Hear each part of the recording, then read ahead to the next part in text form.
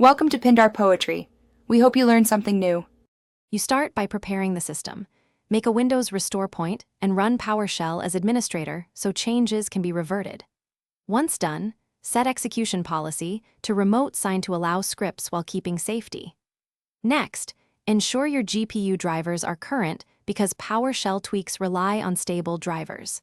Then export current Fortnite config and graphics settings to a backup file so you can compare performance before and after. This gives you a safe baseline and lets you move quickly into automated optimization. Now you run targeted PowerShell commands that actually change performance.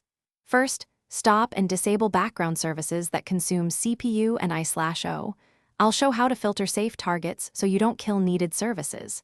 Then set Fortnite exe to higher priority and pin it to fewer cores if that reduces thread contention. This can lower latency. Also script the power plan to high performance and force GPU preference for the game. These steps increase clock stability and reduce throttling during play. Finish by benchmarking. Run a consistent gameplay clip or replay and record FPS to confirm improvements. If you see stutter or lower FPS, check GPU/CPU temperatures and RAM usage to rule out thermal or memory limits. Make sure to revert one change at a time using your backups so you can identify the culprit. Do not roll back everything blindly.